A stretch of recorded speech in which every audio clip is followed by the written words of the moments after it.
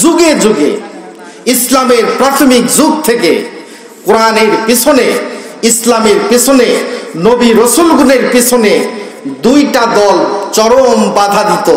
তার মধ্যে সর্বপ্রথম হচ্ছে রাষ্ট্র ক্ষমতা।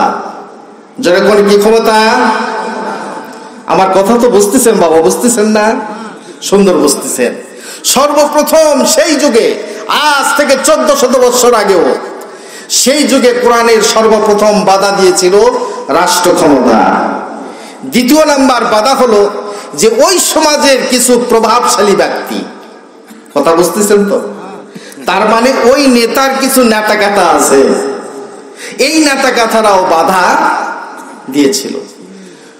ইসলাম যদি প্রতিষ্ঠিত হয়, কাফের মুশরিক বেদুইন যারা আছে তারা অসন্তুষ্ট হবে। তার কারণটা কি?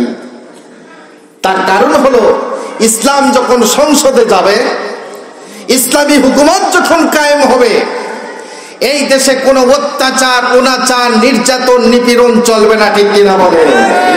সুদ খাবে না, ঘুষ খাবে না, মানুষ জিনা করবে না, ব্যভিচার করবে না, মানুষের প্রতি জুলুম, অত্যাচার, খুন, রাহাজানি করবে না। কোনো আয়না ঘর এই পৃথিবীতে তৈরি হবে। সেই জন্য কাফেররা ওয়ালাউ কারিহাল কাফিরুন ওয়ালাউ কারিহাল মুশরিকুন, আল্লাহ বলছেন যে কাফেররা এটাকে কোনো ক্রমে সমর্থন করবে না, এটা তারা চাবে না। কারণ তারা চায় এটাই যে তাদের ইচ্ছা মতো যেন দেশটা পরিচালনা করা যায়। ঠিক কিনা বলে? বিগত বছর যেভাবে দেশটা পরিচালিত হয়েছে, তারাই বাধা দিয়েছে এই পৃথিবীর বুকে একমাত্র ইসলামকে, তারাই বাধা দিছে একমাত্র কোরআনকে, আর তারাই বাধা দিছে, তারাই মানুষের উপরে অত্যাচার, নির্যাতন, নিপীড়ন, মানুষের উপরে জুলুম, এত জুলুম করেছে তার বলে শেষ নাই। আল্লাহ রাব্বুল আলামিন সে কথাই কোরআনে কারীমের মধ্যে বলছেন, এরা ইচ্ছে করলেও সহজে চাইবে না, এরা কোনো সময় রাজি হবে না ইসলাম আল্লাহর জমিনে আল্লাহর হুকুমত কায়েম হোক, এটা তারা কোনো ক্রমে চাইবে কি? চাবে? আপনারা কি চান ইসলাম কায়েম হোক? আপনারা কি চান কোরআন প্রতিষ্ঠিত হোক, কোরআন সংসদে যাক? আপনারা কি চান? তাহলে দুহাত তুলে দেখেন কারা কারা চান। কোরআনের আইন কি প্রতিষ্ঠিত হোক? আপনারা চান না? কোরআনের আইন যদি প্রতিষ্ঠিত হয়, অত্যাচার থাকবে না, নিপীড়ন থাকবে না, নির্যাতন থাকবে না, সারাটা দেশ আল্লাহর জান্নাতের বাগিচায় পরিণত হয়ে যাবে। আওয়াজ দিয়ে জোরে কোন সুবহানাল্লাহ। এখন আছে অসুবিধা হচ্ছে কি আপনাদের? আমি আপনাদেরকে বলছি তো হাসাতে পারবো না, হাসানোর কোনো কাহিনী নাই। এখন কিচ্ছা কাহিনীর আর কোনো সময় নাই। এখন সময় হচ্ছে কোরআন টু কোরআন দিয়ে কথা বলা। কি কথা ঠিক না মিথ্যা বলেন? সুতরাং কোরআন থেকে কথা বলতে হবে, কথা হতে হবে একমাত্র কোরআন থেকে। সুবহানাল্লাহ বলেন। এখন আছে বিসমিল্লাহির রাহমানির রহিম। রব্বিকাদ আতাইতানি মিনাল মুলকি ওয়া আল্লামতানি মিন তাওয়িলিল আহাদিসি ফাতিরাস সামাওয়াতি ওয়াল আরদ আনতা ওয়ালিয়্যি ফিদ দুনিয়া ওয়াল আখিরাতি তাওয়াফফানি মুসলিমা ওয়ালহিকনি বিস-সালিহিন। সাদাকাল্লাহুল আলিয়্যুল আযীম। ইরশাদ হচ্ছে, আল্লাহ পাক বলছেন, খুব ধৈর্য সহকারে কথা শুনবেন। আপনারা কেউ কোনো কথা বলতে পারবেন না। এই কথাগুলি কে বলছে? আওয়াজ দেন আমার কথার সাথে, কে বলছে? আমি যে আয়াতে কারিমা তেলাওয়াত করেছি এটা কোন সূরার আয়াত? সূরাতুল ইউসুফ, আয়াত নাম্বার 101। আল্লাহ বলছেন, রব্বিকাদ আতাইতানি মিনাল মুলকি। হযরত ইউসুফ আলাইহিস সালাম আল্লাহ পাককে বললেন, হে আল্লাহ, তুমি আমাকে রাষ্ট্র ক্ষমতা দান করেছো। ওয়া আল্লামতানি মিনাল তা'বিলিল আহাদিস ফাতিরাস সামাওয়াতি ওয়াল আরদ। এবং তুমি আমাকে সূক্ষ্ম তত্ত্ব জ্ঞান দান করেছ। আর আসমান জমিনের মালিক তুমি আল্লাহ। আনতা ওয়ালিয়্যি ফিদ দুনিয়া ওয়াল আখিরাহ তাওয়াফফানি মুসলিমান ওয়া হাকনি বিস সালিহিন। তুমি আমার পৃষ্ঠপোষক, একমাত্র তুমি আমার বন্ধু, তুমি আমার সব কিছুর মালিক। আওয়াজ দিয়ে জোরে কোন কে? আরো আওয়াজ দিয়ে বলেন কে? ওই আকাশের মালিক কে? জমিনের মালিক কে? হুকুম মানতে হবে কার? আল্লাহ। এই কথাগুলি ইউসুফ আলাইহিস সালাম বলছেন। আওয়াজ দিয়ে বলেন কে বলছেন? এখন আসেন তাফসীরের দিকে। ইউসুফ আলাইহিস সালাম আল্লাহ পাকের কাছে বললেন, হে আল্লাহ, তুমি আমাকে রাষ্ট্র ক্ষমতা দান করেছ এবং সূক্ষ্ম তত্ত্ব জ্ঞান তুমি আমাকে দিয়েছ। আসমান জমিনের মালিক তুমি, তুমি আমার পৃষ্ঠপোষক, তুমি আমার অভিভাবক। সুতরাং ইউসুফ আলাইহিস সালাম আল্লাহ পাককে বলছেন যে হে আল্লাহ, তুমি আমাকে রাষ্ট্রের প্রোপাইটর বানাইছো, রাষ্ট্রের মালিক দিয়েছো, রাষ্ট্রের মালিক বানাইছো। রাষ্ট্রের মালিক কে বানাইছে? রাষ্ট্রের মালিক বানানোর মানে অধিকার কার আছে? আল্লাহ আছে। তাহলে বোঝা গেল এই পৃথিবীতে যে সমস্ত মানুষ রাষ্ট্রের প্রোপাইটর, রাষ্ট্রের প্রেসিডেন্ট, রাষ্ট্রের নেতা, রাষ্ট্রের মালিক যারা দাবি করে, এই দাবিটা শুধু তাদেরই দাবি নয়, এই দাবি ছিল পূর্বে যত নবী রাসূল এই পৃথিবীতে এসেছিলেন সকল নবী এবং রাসূলের দাবি। ঠিক কিনা বলেন? কথা বুঝতেছেন তো? খুব ভালো করে বুঝবেন। এই কথা দ্বারাই আমরা বুঝতে পারলাম যে নবী রাসূলগণ যদি রাষ্ট্রের মালিক হয়, আল্লাহ পাক তাদেরকে যদি রাষ্ট্র দান করতে পারেন, তারা যদি রাষ্ট্র পরিচালিত করতে পারে, তাহলে আমরা মানুষ, আমরা কি পারবো না? আচ্ছা, একটু হাত তুলে বলুন তো কারা কারা পারবেন না? কথা বুঝতে পারেন, তাই না? এবার আপনারা দেখান তো কারা কারা রাষ্ট্র পরিচালনা করতে পারবেন। দু হাত তুলে দেখেন। আল্লাহু আকবার। নারে তাকবীর। দিন ইসলাম, দিন ইসলাম, আল কোরআনের আলো, আল হাদিসের আলো। নারে তাকবীর। খুব ভালো করে এখন বোঝেন। আমরা যারা পীরত্ব করি, পীরগিরি করি, তারা অনেকেই চিন্তা করে যে আমি পীর সাহেব মানুষ, আমি রাষ্ট্র ক্ষমতায় যাব কেমনে, যাওয়ার আমার কি দরকার আছে, এবং রাষ্ট্র পরিচালনা করার আমার কোনো শখও নাই, কিছু নাই। এরকম কিছু পীর আছে না নাই? তাবলীগের ভিতরে কিছু কিছু মানুষ আছে, তারা চিন্তা করে যে একামতে দিন, এই দিনের কাজ আমরা তো করেই থাকি, তে আমরা আবার রাষ্ট্রের মালিক হব কেমনে করে? এটা আসলে ঠিক না, এটা প্রয়োজন নাই। কিন্তু আল্লাহ রাব্বুল আলামিনের কাছে আল্লাহর নবী হযরত ইউসুফ আলাইহিস সালাম আল্লাহ পাকের কাছে দোয়া করতেছেন, রাব্বিকা আতাইতানি মিনাল মুলকি ওয়া আল্লামতানি মিন তাউইলিল আহাদিস ফাতিরাস সামাওয়াতি ওয়াল আরদ। হে আল্লাহ, তুমি আমাকে রাষ্ট্রের মালিক বানাইছো, রাষ্ট্র ক্ষমতা দিয়েছো, এই রাষ্ট্র পরিচালনা করার দায়িত্ব তুমি আমাকে দিয়েছো, সূক্ষ্ম তত্ত্ব জ্ঞান তুমি আমাকে দান করেছ। অতএব তুমি আমাকে কবুল করো। তুমি আমার রব, তুমি আমার সৃষ্টিকর্তা, তুমি আমার পৃষ্ঠপোষক, একমাত্র দুনিয়ার বুকে তুমি আমার বন্ধু। জোরে জোরে কর সুবহানাল্লাহ। সবচাইতে বড় বন্ধু কে? আওয়াজ দিয়ে বলেন কে? আল্লাহ। ভাইরা আমার, বন্ধুরা আমার, আল্লাহ রাব্বুল আলামিন যুগে যুগে নবী রাসূলদেরকে দুনিয়ার মাঝে পাঠিয়েছেন, তাদেরকে তিনটি কর্মসূচি দিয়ে। জোরে কোন কয়টি কর্মসূচি?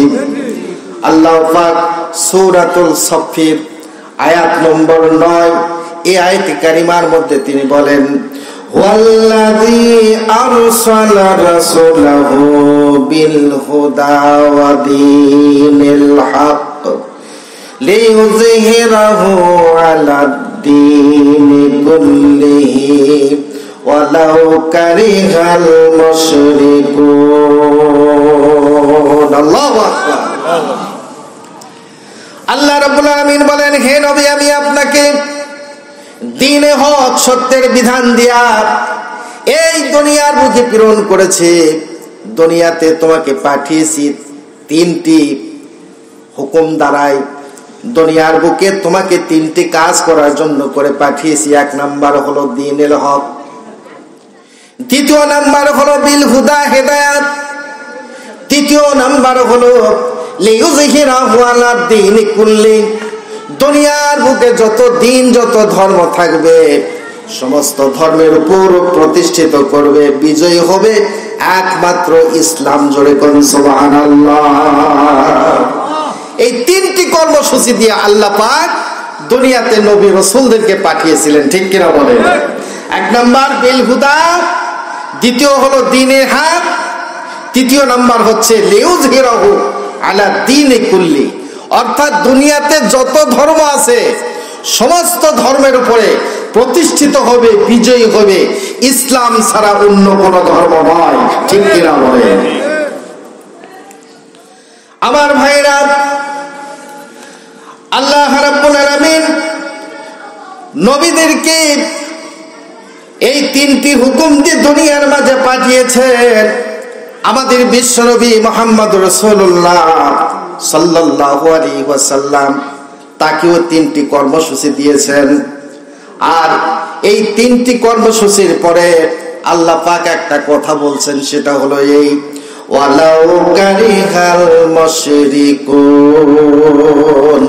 আর কাফেররা এটা কোনোদিন চাবে না, কাফেররা কোনোদিন রাজি হবে না, কাফেররা সারাটা জীবন অসন্তুষ্ট থাকবে যদি দিন কায়েম হয়, ঠিক কিনা বলেন? ওয়ালাউ কারিহাল কাফিরুন, কাফেররা অসন্তুষ্ট হবে। কেন? ইসলাম যদি প্রতিষ্ঠিত হয়, কাফের মুশরিক বেদুইন যারা আছে তারা অসন্তুষ্ট হবে। তার কারণটা কি? তার কারণ হলো ইসলাম যখন সংসদে যাবে, ইসলামী হুকুমত যখন কায়েম হবে, এই দেশে কোনো অত্যাচার, অনাচার, নির্যাতন, নিপীড়ন চলবে না, ঠিক কিনা বলেন? সুদ খাবে না, ঘুষ খাবে না, মানুষ জিনা করবে না, ব্যভিচার করবে না, মানুষের প্রতি জুলুম, অত্যাচার, খুন, রাহাজানি করবে না। কোনো আয়না ঘর এই পৃথিবীতে তৈরি হবে। সেই জন্য কাফেররা ওয়ালাউ কারিহাল কাফিরুন ওয়ালাউ কারিহাল মুশরিকুন, আল্লাহ বলছেন যে কাফেররা এটাকে কোনো ক্রমে সমর্থন করবে না, এটা তারা চাবে না। কারণ তারা চায় এটাই যে তাদের ইচ্ছে মতো যেন দেশটা পরিচালনা করা যায়, ঠিক কিনা বলেন?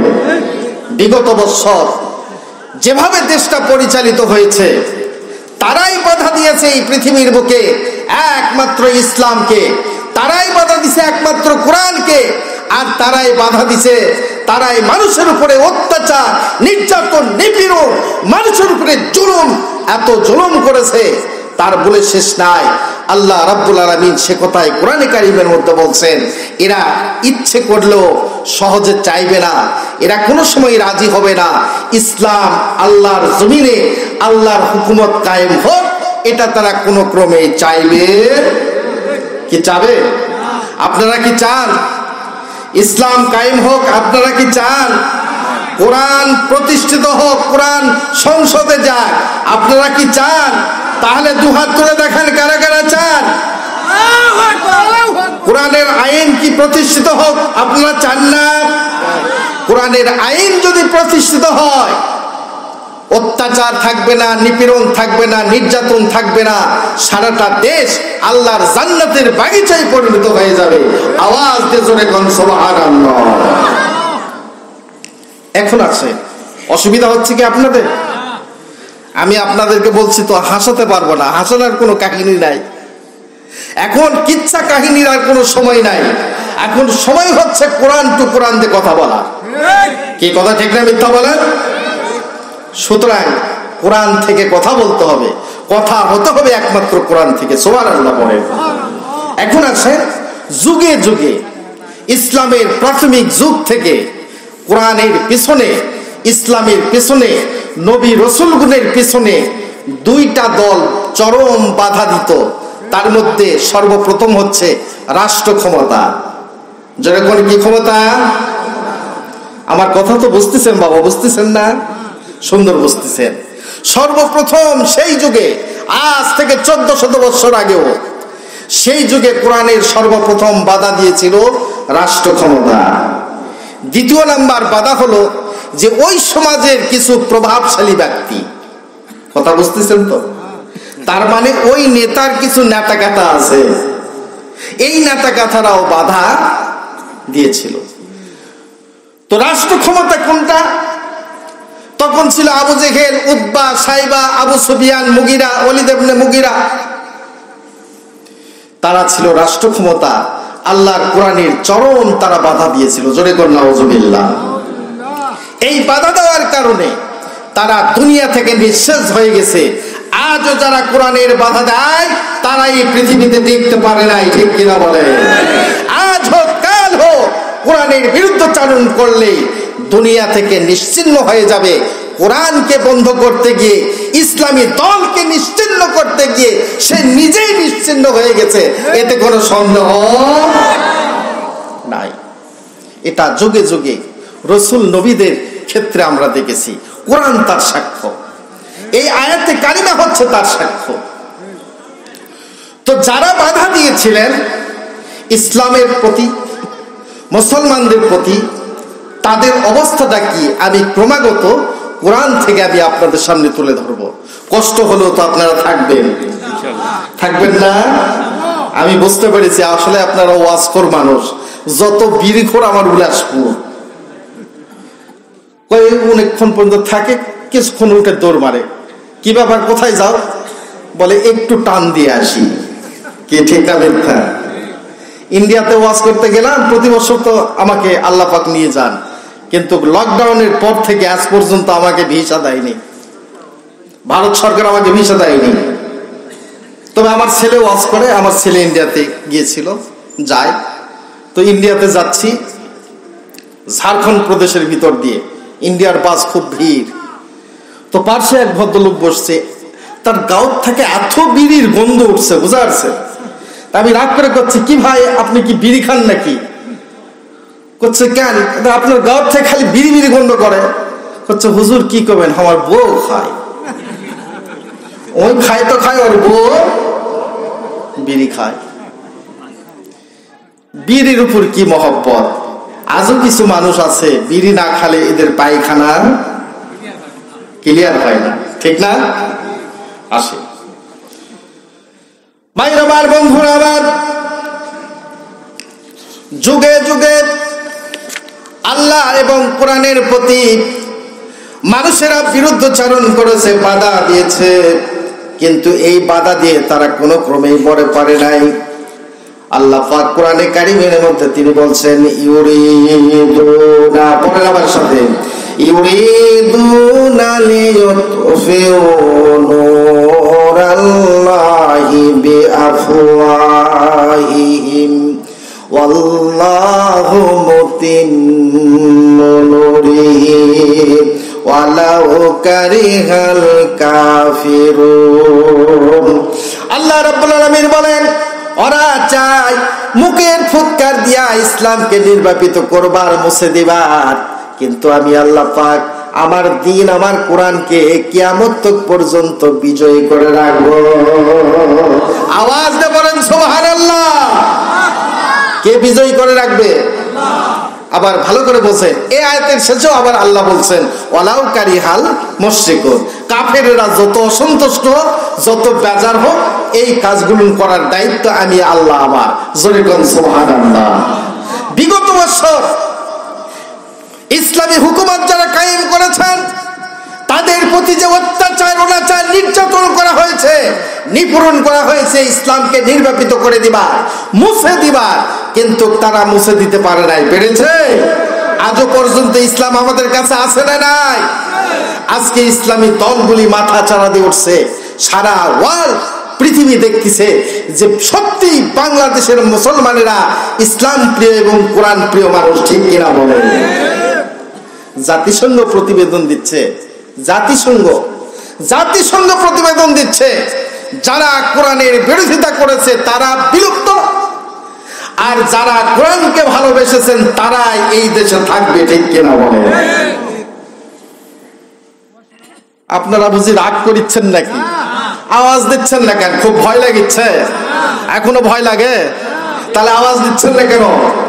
পুরুষ বেটা ছেলের মতন গলার কণ্ঠ ছেড়ে দিয়ে আওয়াজ দেন আপনারা।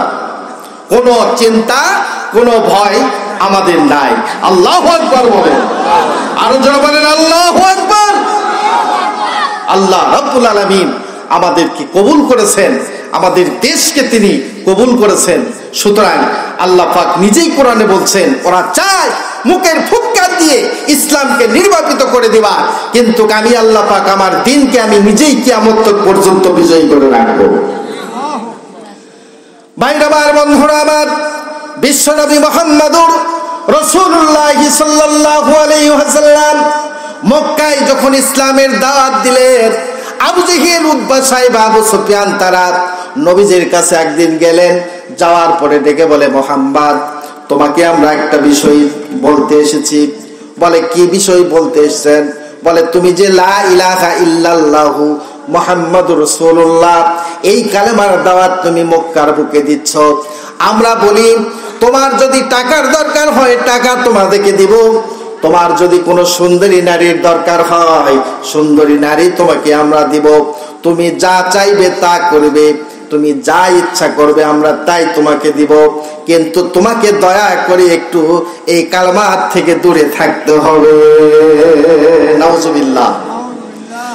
মক্কার কাফেরেরা আল্লাহর হাবিবকে যখন এই কথা বললেন, বলার সঙ্গে সঙ্গে আল্লাহর হাবিব নবী মুহাম্মদ রাসূলুল্লাহ সাল্লাল্লাহু আলাইহি ওয়াসাল্লাম তখন বললেন, শোনেন আপনারা, যদি আমার ডান হাতে ওই আকাশের সূর্যটাকে যদি নিয়ে এসে আমাকে দাও, ওই পূর্ণিমার চাঁদকে যদি আমার ডান হাতে দাও, আর বাম হাতে যদি সূর্যটাকে নিয়ে এসে দাও, তবু আমি মুহাম্মদ সাল্লাল্লাহু আলাইহি সাল্লাম আমার জান থাকতে কালেমার দাওয়াত বন্ধ করব না। নবীজির সকাল হয়ে গেল, তিনি দাওয়াত দিতে লাগলেন, কালেমা শরীফ পড়তে লাগলেন। মক্কার লোকেরা আল্লাহর নবীর হাতে হাত দিয়ে কালেমা শরীফ পড়তে লাগলেন, মুসলমান হতে লাগলেন। কাফেররা বুঝলেন, আসলে তো এটা কাম ভালো হলো না, আমরা যতই বাধা দেই ততই মুহাম্মাদের হাতে হাত দিয়ে মানুষ কালেমা পড়ে মুসলমান হয়। এটা তো আরেক বিপদ, কি কথা ঠিক না?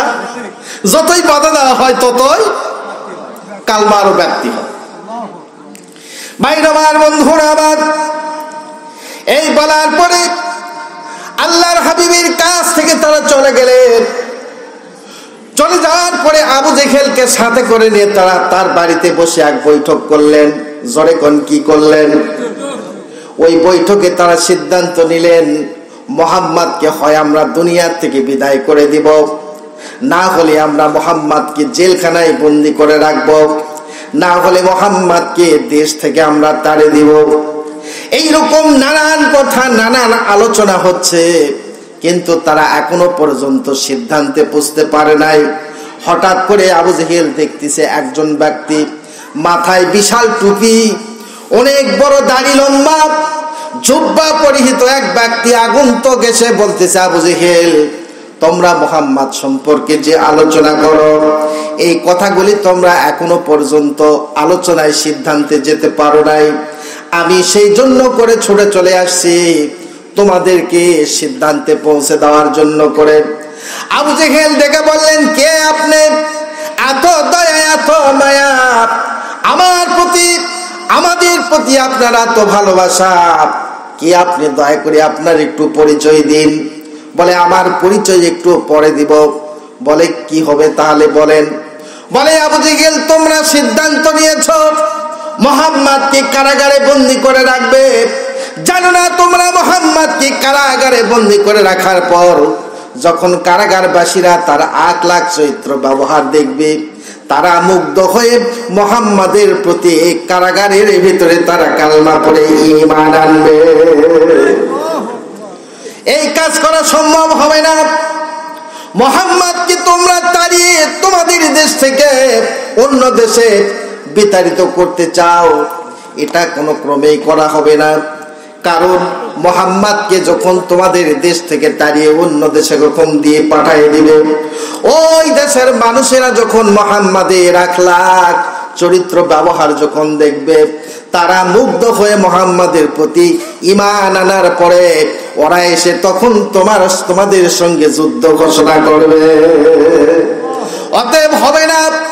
আমি যে সিদ্ধান্তে তোমাদেরকে পৌঁছে দেওয়ার জন্য করে এসেছি সেটা হলো এই, যদি পারো মুহাম্মদকে একবারে দুনিয়ার থেকে বিদায় করে দাও। এই তিনটা যে সিদ্ধান্ত, তিনটার মধ্যে একটা রাইট, দুটাই ভুল। যদি পারো মুহাম্মদকে একবারে কি করো, মেরে ফেলে দাও। আবু জেহেল তখন খুশি হয়ে বললেন, আপনার পরিচয় আগে দিন। এত সুন্দর কথা আপনি বললেন। বলছে, আমার নাম মিস্টার ইবলিস।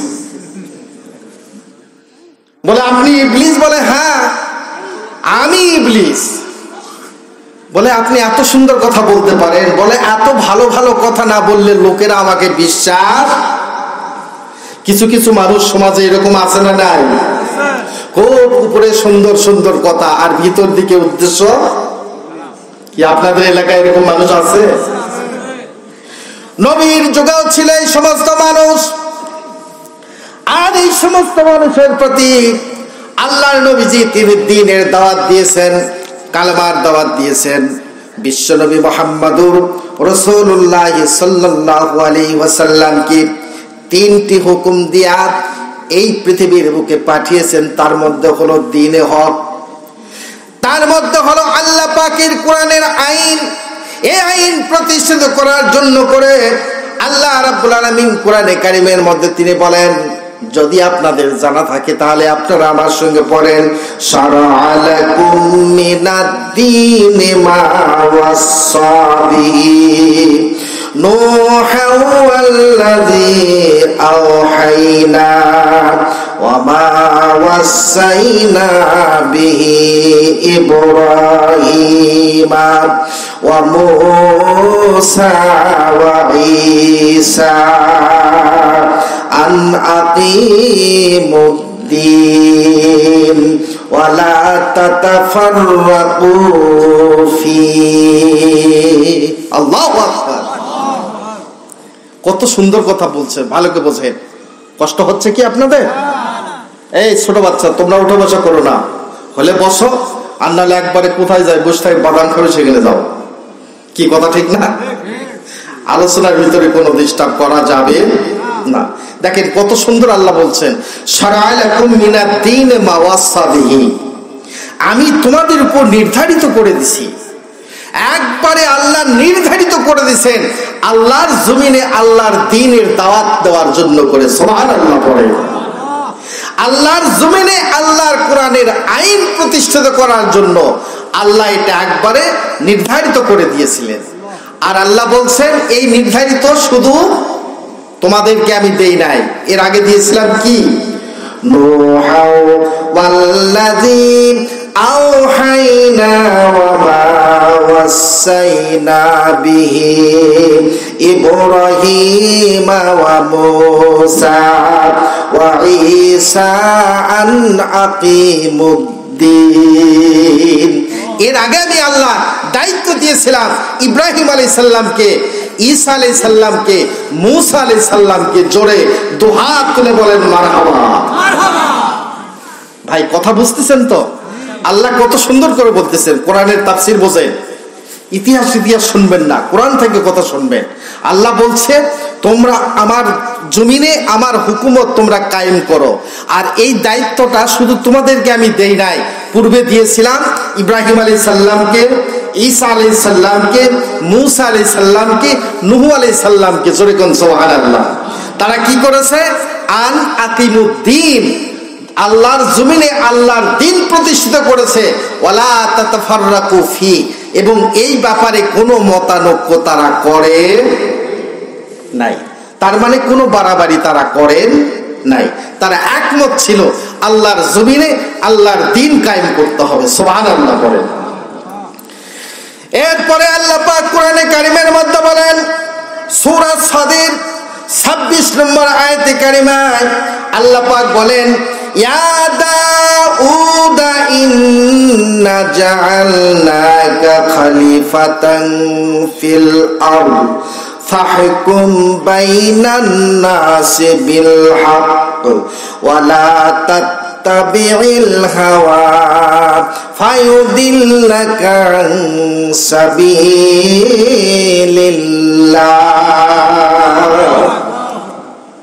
আল্লাহ পাক বলেন, আমি দাউদ আলাইহিস সালামকে পাঠিয়েছিলাম দুনিয়ার বুকে তাকে রাষ্ট্র ক্ষমতা দিয়ে। সুবহানাল্লাহ বলেন। আমি মূসা আলাইহিস সালামকে পাঠিয়েছিলাম রাষ্ট্র ক্ষমতা দিয়ে, ঈসা আলাইহিস সালামকে পাঠিয়েছিলাম রাষ্ট্র ক্ষমতা দিয়ে।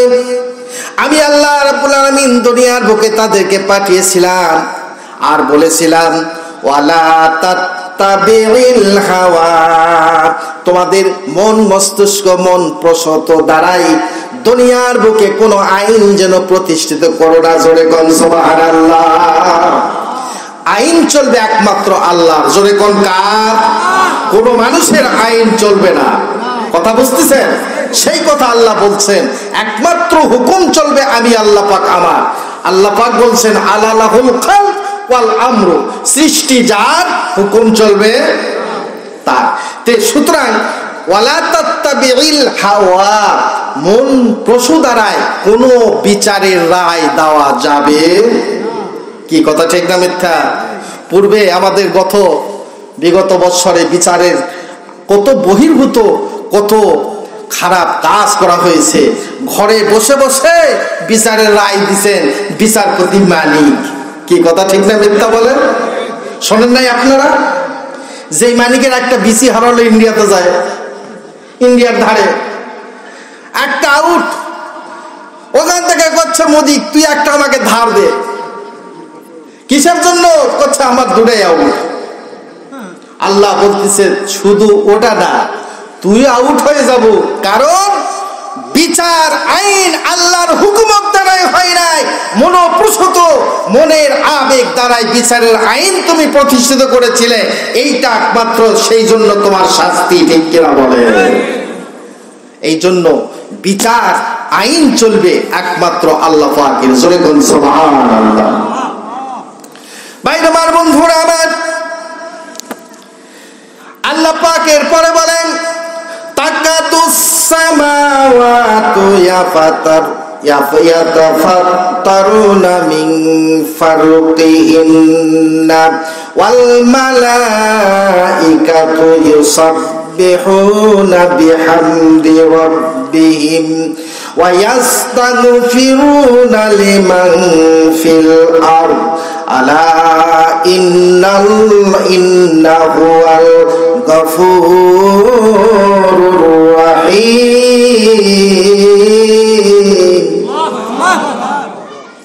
কষ্ট হচ্ছে আপনাদের নাকি? আলোচনা করবো না বন্ধ করে দেব? আলহামদুলিল্লাহ, বুঝতেছেন তো, তাই না? আসলে বুঝতেছেন। আপনারা কোরআন প্রিয় মানুষ, আমার মহব্বতের মানুষ। এই এলাকায় আমি ছিলাম, এই মাদ্রাসায় শিক্ষকতা করেছি। আপনাদের নুন ভাত আল্লাহ যেটাই মিলাইছেন আমি খেয়েছি। আমি আপনাদেরকে বলি নাই, আপনারাও আমাকে বলেন নাই। সেই জন্য আল্লাহ পাক আমাদের সকলের দেখা এবং সাক্ষাৎ হচ্ছে। সুবহানাল্লাহ।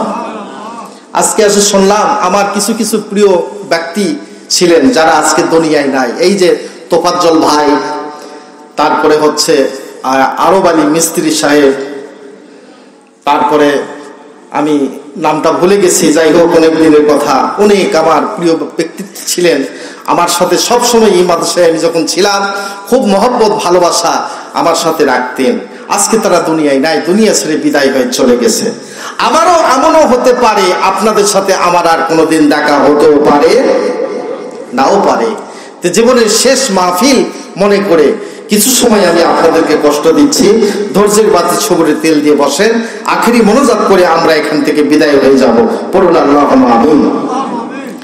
আল্লাহ রাব্বুল আলামিন বলেন, তাকাতুস সামাওয়াতি ইয়াতাফাত্তারুনা মিন ফারকিহিন্না, তোমরা দুনিয়ার মানুষ ভালো করে শোনো, যদি কোরআনের আইন না মানো, কোরআনের হুকুম যদি তোমরা না মানো, কোরআন থেকে যদি হেদায়েত না নাও, তাহলে তোমাদের মাথার উপরে যে আসমান, এই আসমানটুকু তোমাদের মাথার উপরে ভেঙে পড়ার উপক্রম হয়েছিল। তখন ফেরেশতারা আল্লাহ রাব্বুল আলামিনের দরবারে দোয়া করেছিলেন, হে আল্লাহ, তোমার তাসবিহ পড়ি, তোমার দরবারে আমরা দোয়া করি। আল্লাহ পাক বলেন, ফেরেশতাদের দোয়ার কারণে আসমান তোমাদের উপর ভেঙে পড়ে নাই। জোরে কোন সুবহানাল্লাহ। আল্লাহ কত সুন্দর করে বলছেন, দুনিয়ার মানুষ তোমরা যদি আমার হুকুম না মানো, এই আসমান তোমাদের উপর ভেঙে পড়ার উপক্রম হয়েছিল, কিন্তু ফেরেশতারা আমার কাছে দোয়া করেছিল, আমার তাসবিহ পড়েছিল, যার জন্য আমি আল্লাহ পাক আমার রহমত দিয়া তোমাদেরকে বাঁচিয়েছি। পড়ুন সুবহানাল্লাহ। পৃথিবীর মানুষ আল্লাহর বিধান ত্যাগ করে মানুষের তৈরি করা মতবাদ মেনে চলা, এটা কত বড় যে একটা অন্যায়, কত বড় যে একটা খারাপ কাজ। সেই জন্য কোরআনের হুকুমত মানতে হবে, কোরআনের কথা মেনে চলতে হবে, কোরআনের দিকে আমাদেরকে ফিরে আসতে হবে। সেই জন্য আমার অন্তঃস্থল থেকে উদ্যোক্ত দাওয়াত এবং আহ্বান জানাই, যে সমস্ত পীর সাহেব কেবলাগণ খানকায় বসে বসে আল্লাহ পাকের জিকির করছেন, খানকা ছেড়ে বেরিয়ে আসুন। যারা মসজিদের ঘরে বসে বসে আল্লাহর তাসবিহ পড়তেছেন, মসজিদ থেকে বেরিয়ে আসেন, মাঠের ময়দানে নামেন, আল্লাহর হুকুমত জারি করেন, আল্লাহর কোরআনের রাজ কায়েম করার চেষ্টা করেন। তা না হলে আমরা হাসরের দিন কেউই বাঁচতে পারবো? কে বলেন পারবো? পারবো না। আল্লাহ সে কথা বলে দিয়েছেন। এই জন্য করে আল্লাহ পাকের কোরআনে কারীম আমাদেরকে আল্লাহ পাক দিয়ে দিয়েছেন। তো এই কথাগুলি আল্লাহ পাক কোরআনে কারীমের ভিতরে স্পষ্ট ভাবে বলছেন। আল্লাহ আরো বলছেন যে তোমরা যদি আমার কোরআন থেকে দূরে যাও, তাহলে তোমাদের উপরে বিপদ আপদ গজব বিভিন্ন রকমের বালা মুসিবত নেমে আসবে। এই বালা মুসিবত থেকে তোমাদেরকে আমি আল্লাহ ছাড়া কেউ বাঁচাইতে পারবে? সেই জন্য আল্লাহ পাকের কোরআনের দিকে আমরা ফিরে আসি। আল্লাহ পাক এই জন্য কোরআনে কারীমের মধ্যে বলছেন, রাসূল আকরাম সাল্লাল্লাহু আলাইহি ওয়াসাল্লাম যখন ইসলামের দাওয়াত দিচ্ছিলেন, তখন মক্কার কাফেরেরা, আলোচনা সেখানেই চলে গেলাম, মক্কার কাফেররা তখন এক জায়গায় বসে ভাবলেন ইসলাম বন্ধ করে দিতে হবে। তো আবু জেহেল আব্দুল্লাহ বিন উবাইকে বলছে যে আজকে রাত্রে আমরা যাব, চলো মুহাম্মাদের কাছে, সেখানে গিয়ে আমরা দেখব মুহাম্মদ এই কথাগুলি কোথায় পায়, কে তারেকে এই সমস্ত কথাগুলি শিখায়। এই আজব কথাগুলি তো আমরা কোনোদিন শুনি নাই, মুহাম্মদকে কে শিক্ষা দেয়?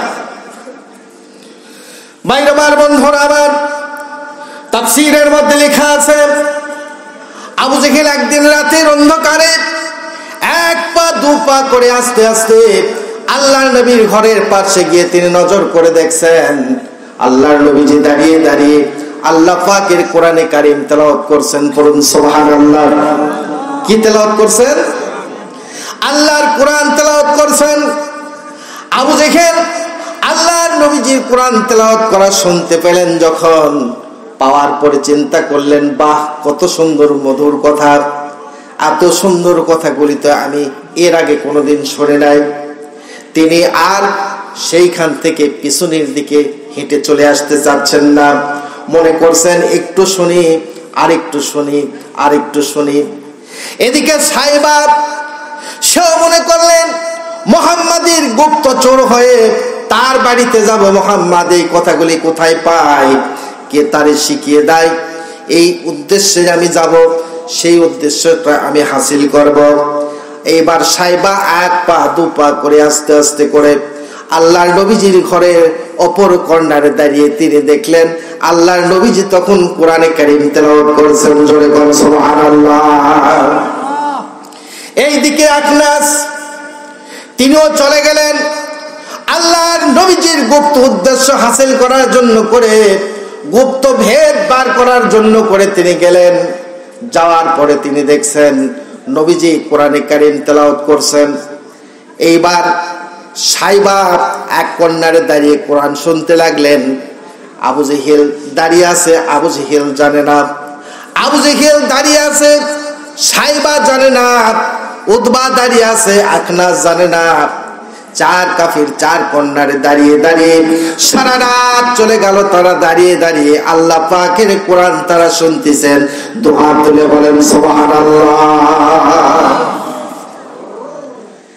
একটু চিন্তা করেন, একটা কাফের যে কোরআন বন্ধ করে, সেই কোরআন শুনতে গিয়ে কোরআনের মজা পায়, পাওয়ার পরে ওই ঘর থেকে পিছনের দিকে আর আসতেছে না, বাসায় আসতেছে না, বাসায় আসার কথা তার আর মনে নেই, সেখানেই দাঁড়িয়ে সারা রাত ধরে কোরআন শুনতেছে। সুবহানাল্লাহ পড়ে। আর আমরা মুসলমান হওয়ার পরে কোরআনের মাহফিল অনুষ্ঠিত হওয়ার পরও আমরা আমাদের মন কোরআনের মাহফিলে বসতে চাই? কে বলেন চাই? চাই না। কোরআনের মাহফিলে আমরা যেতে চাই না। এমনও মানুষ আছে এই মাহফিলে আসতেছে, মিষ্টির দোকানে গিয়ে এদিক সেদিক ঘুরে ফিরে বিদায় হয়ে চলে গেছে, মাহফিলে বসার সুযোগ হয়। তার কারণ কি? আসলে আল্লাহ যাকে কবুল করবেন তারাই কোরআনের মাহফিলে বসতে পারবে, আর যাকে আল্লাহ কবুল করবেন না হাজারো চেষ্টার পরেও কোরআনের মাহফিলে বসতে পারবেন না। তে ভাগ্যের দরকার আছে, কথা ঠিক না মিথ্যা? অনেকে কয় সুন্দরী বউ যদি পায় খুব শুকরিয়া আদায় করে, যাক কপালটা ভালো, ভাগ্য আবার ভালো, সুন্দরী বউ আছে। কারে তুই সুন্দরী বউ পার পেয়ে কপাল ভালো করলি, আর আল্লাহর কোরআনের আলোচনা হচ্ছিল, ঘরে বসে ওই বইয়ের পাশে শুয়ে থেকে সময়টা পার করে দিলে এর জবাব আল্লাহর কাছে দিতে আমরা কোনোদিন পারবো না। বাইরে আমার বন্ধুরা আমার, আবু জেহেল চিন্তা করলেন সকাল হয়ে গেছে, মক্কার লোকেরা আমাকে দেখতে পাবে, এই মনে করে তিনি দৌড় দিবেন। উকি মারে নজর করে দেখছে ওই কর্নারে আবু সুফিয়ান দাঁড়িয়ে আছে। সুবহানাল্লাহ বলে। কে দাঁড়া আছে? আবু জেহেল দৌড় দিলেন, আবু সুফিয়ানও সামনের দিকে গেলেন। দুইজনের সঙ্গে দেখা হয়ে কথা হচ্ছিল। আবু জেহেল আবু সুফিয়ানকে বলছে তুমি কোথায় গিয়েছিলে? আবু সুফিয়ান আবু জেহেলকে বলছে আগে বলো তুমি কোন জায়গায় গেছিলে? এই কথা বলতে উতবা আর আখনাস এরা দুইজন বের হয়েছে। আবু জেহেল তখন দেখতেছে সর্বনাশ, আমার যে অবস্থা এদেরও তো ঠিক একই অবস্থা, কি কথা ঠিক না? তো চিন্তা করলেন যে এরা যখন সারা রাত আমার মতো কোরআন শুনছে মুহাম্মাদের কাছ থেকে, তো কোন সময় যেন মুহাম্মাদের প্রতি এরা ঈমান আনে, মুসলমান হয়, আমার সঙ্গে যুদ্ধ ঘোষণা করবে। অতএব এদেরকে সাইজ করতে হবে। আবু জেহেল চলে গেলেন আখনাসের বাড়িতে।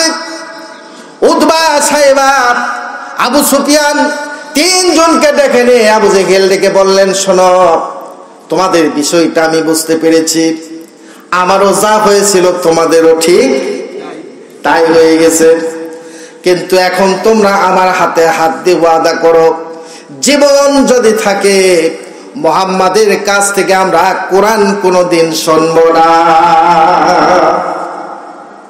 আল্লাহ তখন কোরআনের আয়াত নাজিল করে বলছেন, পড়েন, লা তাসমাউ লিহাযাল কুরআনি ওয়ালগাউ ফিহি লাআল্লাকুম তাগলিবুন।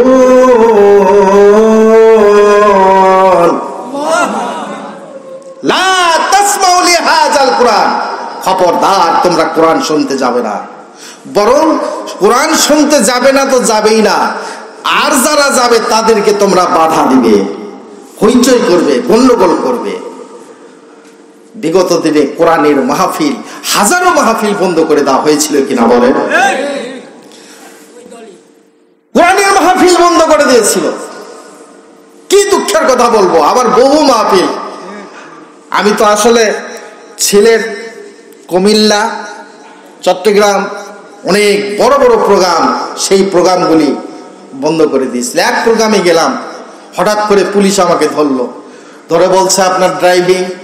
আমি ড্রাইভিং দিলাম, বলছে ফিটনেস দিলাম, ট্যাক্স টোকেন দিলাম, আমার কাগজপত্র সব কমপ্লিট, একটাও ফেল নাই। শেষে করছে আপনার গাড়ির চাকা বড়, তা কি করবো? থানায় যেতে হবে। এই থানাত নিয়ে যায়, সারা রাত বসছিল ভাই, ওয়াজের কোনো ওয়াজ হয়ে গেল, সকালবেলা চলে আসলাম। বর্তমান সময়ে কোরআনের সঙ্গে যে আচরণ করা হয়েছে, মুসলমানদের সঙ্গে যে আচরণ করা হয়েছে, আল্লাহ বান্দাদের সঙ্গে যে বিবাদ করা হয়েছে, পূর্বের যুগের আবু জেহেল, উতবা, সাইবা, আবু সুফিয়ান, ফিরআউন, নমরুদ, হামান এমন বিহেভ কারো সঙ্গে করতে পারে নাই, ঠিক কিনা বলে? তাদের সময়ে তারা আয়নাঘর কোনোদিন তৈরি করে নাই। করেছে? করে নাই। কোন তাফসিরে পাবেন না তারা আয়নাঘর বানাইছে। কিন্তু মানুষকে যন্ত্রণা কষ্ট দেওয়ার জন্য করে কি অবস্থা, এর পরিণতি কি সেটা কি দেখছেন? আমি কোরআন থেকে বলছি আপনাদেরকে। যারা মানুষকে অন্যায় করে, অবিচার করে, মানুষের প্রতি জুলুম, অত্যাচার, নির্যাতন করে, তাদের প্রতিফল কি হবে আল্লাহ কোরআনে বলছেন। ইন্নামাস সাবিলু আলাল্লাযীনা লা ইয়াযলিমুনা ওয়া ইয়াবগুনা বিগাইরিল হক উলাইকা লাহুম আযাবুন আলীম। যারা মানুষের প্রতি অন্যায় করে, যারা মানুষের প্রতি জুলুম করে, যারা মানুষের প্রতি নির্যাতন করে, আল্লাহ রাব্বুল আলামিন বলেন হাসরের ময়দানে তাদেরকে ধরা হবে। ধরার পরে তাদেরকে আমি আল্লাহ পাক কি করব? সুসের ভিতরে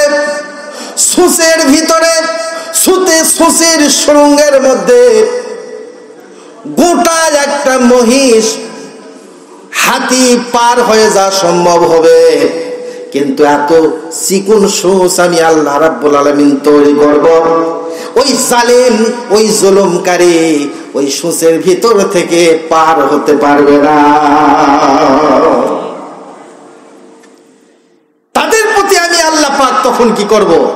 এত জালিমদের প্রতি আমি আল্লাহ শাস্তি দিব যে এই শাস্তির কথা তারা আর কোনোদিন ভুলতে পারবে। আর দুনিয়াতে আমি আল্লাহ পাক তাদের প্রতি দিব লাঞ্ছনা, গঞ্জনা, অপমান, তাদের প্রতি দিব ঘৃণা। জোরে দুহাত তুলে বলেন মারহাবা। ভাইরা আমার, বন্ধুরা আমার, অসুবিধা হচ্ছে আপনাদের? কোরআনের কথা বলছি না? খুব সুন্দর করে ভালো করে শুনে। ভাইরা আমার, বন্ধুরা আমার, মানুষের প্রতি কেউ যদি অন্যায় করে, অবিচার করে, জুলুম করে, হাসরের ময়দানে আল্লাহ পাক তাকে ধরবেন, জাহান্নামের ভিতরে নিক্ষেপ করবেন। জাহান্নামের ফেরেশতারা তাদের হাত এবং পা শক্ত করে বাঁধবে। বাঁধার পরে সিন্ধুকের ভিতরে তাদেরকে ঢুকাই দিবেন। সিন্ধুকের ভিতরে ঢুকানোর পর এই সিন্ধুকের মুখ শক্ত করে আটকায় দিয়া এই সিন্ধুক বন্ধ করে জাহান্নামের তলদেশে তাদেরকে নিক্ষেপ করবে। বিশ্বনবী মুহাম্মদ রাসূলুল্লাহ সাল্লাল্লাহু আলাইহি ওয়াসাল্লাম তিনি বলেন, দুনিয়ার মানুষ তোমরা কোনোদিন যেন কারোর প্রতি অত্যাচার, জুলুম, নির্যাতন তোমরা না করো। কারণ এই সিন্ধুকের ভিতরে যখন মানুষদেরকে ঢোকানো হবে, ওই মানুষের এত আহাজারি, এত আর্তনাদ, এত কষ্ট হবে, সিন্ধুকের ভিতর থেকে ওই মানুষের খবর দুনিয়ার কোনো মানুষ পাইবে না। আল্লাহ রাব্বুল আলামিন পর্যন্ত তার কোনো খোঁজ খবর নেবেন না। আমার ভাইরা, আমার বন্ধুগণ, এইবার আখনাস, আবু জেহেল, উতবা, সাইবার হাত ধরে ওয়াদা করলেন। ওয়াদা করার পরে পরের দিন যখন আবার সন্ধ্যা লেগে গেছে, আবু জেহেল তখন ভাবতেছে, আহারি, গতকাল মুহাম্মাদের মুখ থেকে কত সুন্দর কথাগুলি শুনছিলাম, আজকে তো আমি আর শুনতে পাচ্ছি না। অতএব ওরা তিনজন আমার হাতে হাত দিয়ে ওয়াদা করেছে, ওরা আর তো কোনোদিন যাবে না। আমি আজকে একা একা গিয়া সারা রাত ধরে মুহাম্মাদের মুখ থেকে আল্লাহর কোরআন শুনব। এই মনে করার পরে আবু জেহেল তখন দৌড় দিলেন। বিশ্ব নবীজির ঘরের পাশে দাঁড়ালেন। তখন নবীজি কোরআনে কারীম তেলাওয়াত করছিলেন। এদিকে উতবা, সাইবা, আবু সুফিয়ান, আখনাস তারা চিন্তা করলেন, গতকাল আবু জেহেল আমাদের হাতে হাত দিয়ে ওয়াদা করে নিয়েছে, আজকে তো আবু জেহেল জানতেও পারবে না, যাবেন না। আজকে আমরা সারা রাত ধরে মুহাম্মাদের কোরআন তেলাওয়াত করা সম্ভব। এই মনে করার পরে তিনজন তখন দৌড় দিয়া আল্লাহর নবীজির ঘরের পাশে তখন দাঁড়ালেন। আবু জেহেল জানে না গতকালের মতো আবু সুফিয়ান ওই কর্নারে দাঁড়িয়ে আছে। আবু সুফিয়ান জানে না আবু জেহেল দাঁড়িয়ে আছে। উতবা জানে না সাইবা দাঁড়িয়ে আছে। সাইবা জানে না উতবা দাঁড়িয়ে আছে। চার কাফের চার কর্নারে দাঁড়িয়ে দাঁড়িয়ে আল্লাহ রাব্বুল আলামিনের কোরআনে কারীম তারা শুনলেন। শুনতে শুনতে গত রাত্রের নাই পাখি গাছে কিসমিস করে ডাকতে শুরু করেছে। একবার তারা আল্লাহ পাকের কোরআন না শুনে বসবার অবসর পায় নাই। সকাল যখন হয়ে গেল, আবু জেহেল উকি মারে নজর করে দেখছে আবু জেহেল তিনি দাঁড়িয়ে আছে। চিন্তা করলেন ব্যাপার তো খারাপ, ওরা তো ওয়াদা করেছিল, ওরা ওয়াদা রাখে নাই। সুবহানাল্লাহ বলে, ওরা কি করে নাই? ওরা ওয়াদা রাখে নাই। এই বলে আবু জেহেল তখন কর্নার দিয়ে যখন দৌড় দিলেন, আবু সুফিয়ানও দিচ্ছেন দৌড় রাস্তার মাঝখানে। আবু জেহেলের পায়ের সঙ্গে আবু সুফিয়ানের ধাক্কা লেগে আবু জেহেলের উপরে আবু সুফিয়ান উঠে গেছে। আবু জেহেল তলে থাকে করছে, কে তুমি? আবু সুফিয়ান করছে, আগে কও তুমি কে? করছে, আমি আবু জেহেল। করছে, আমারও যা তোমারও একই অবস্থা। এই চারজন আবার একত্রিত হলেন। আবু জেহেল ভাবলেন আর সময় নাই, কারণ এদের মনের ভিতরে কোরআনের আগুন জ্বলে উঠছে। চিল্লায়ে কোন সুবহানাল্লাহ। কিসের আগুন? এই আপনাদের ভিতর কোরআনের আগুন জ্বলতেছে না? শুধু হাসি আনন্দের ভিতরে তো থাকে কোনো লাভ নাই, থাকতে হবে আল্লাহর কোরআনের ভিতরে, ঠিক কিনা বলেন? তে হাসির বাক্সর দ্বারাই ওয়াজ করলে তো হবে না। এখানে আমলও গেল, সব চলে গেল, ঠিক না মিথ্যা বলেন? হতে হবে কথা কোরআন থেকে। সুবহানাল্লাহ বলেন। কোরআন যদি বলা হয়, একটা নিঠুর, নিস্তব্ধ, অশিক্ষিত, নোংরা, দুষ্ট প্রকৃতির মানুষ হলেও কোরআনের আওয়াজ যদি তার কানে যায় কিছুক্ষণ চুপ করে থাকবে। সুবহানাল্লাহ বলেন। এটা হলো কোরআনের সবচাইতে বড় বৈশিষ্ট্য। কোরআনের সবচাইতে বড় বৈশিষ্ট্য, কোরআন যখন তেলাওয়াত হয় তখন মানুষ চুপ করে ধৈর্য সহকারে শোনে। সুবহানাল্লাহ বলেন।